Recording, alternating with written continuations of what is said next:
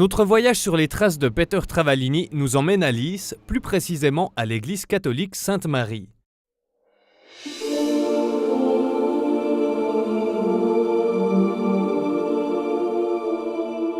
À la fin des années 50, celui qui était encore un jeune artiste à cette époque a réalisé ici les vitraux de verre et de béton.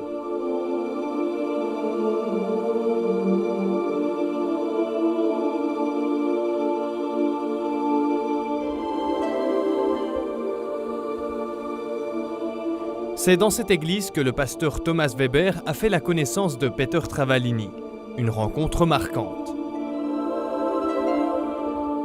Ich hatte das Glück, ihn kennenzulernen bei unserem 50-jährigen Jubiläum. J'ai eu la chance de faire sa connaissance en 2009 quand nous avons célébré le 50e anniversaire de l'église. Nous avons discuté de ses vitraux. C'était une personnalité fascinante et en le provoquant un peu, il pouvait donner quelques indications sur la façon dont il abordait son art. Ce sont des choses qui me reviennent en tête lorsque je regarde ses vitraux. Lors de cet anniversaire en 2009, Peter Travaglini, entre-temps décédé, revenait volontiers sur le travail effectué pour cette œuvre. Celle-ci fut sa première vraie grosse commande. Il avait tout juste 30 ans lorsqu'il s'est attaqué à ce projet d'envergure. Ich stehe zu dem, seit ich es gemacht habe, weil je länger, je mehr sehe, dass das eine gute Sache ist. Je crois en ce que je fais. Avec du recul, je me rends compte que c'est vraiment du bon travail. Je crois en moi et en mon art. On dit que chez les artistes, il y a des péchés de jeunesse, mais aussi des œuvres de vieillesse. Quand je regarde ces vitraux, je n'ai pas l'impression d'avoir réalisé une erreur de jeunesse.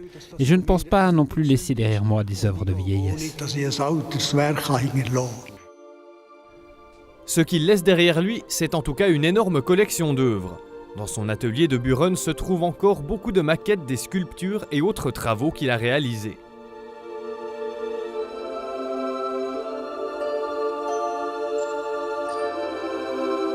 On y trouve entre autres l'esquisse colorée grandeur nature de l'image de Marie qui trône depuis des décennies dans l'église de Lys.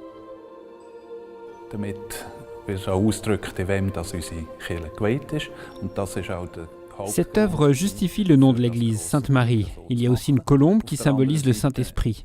Son regard est dirigé vers le baptistère situé en dessous. Elle nous apporte à nous les hommes la force de Dieu.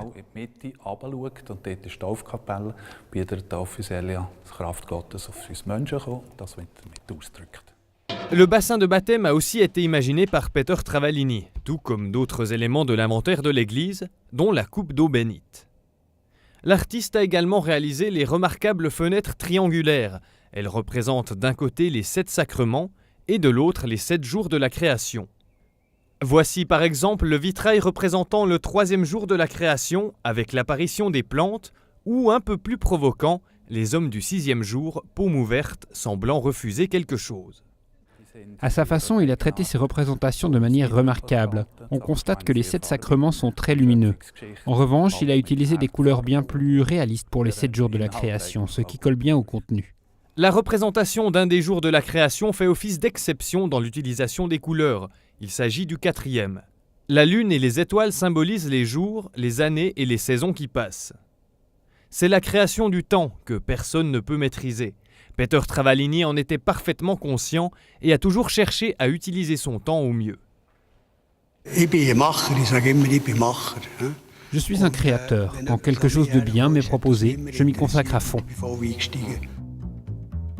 Ces vitraux de béton et de verre orneront encore longtemps l'église de Lys.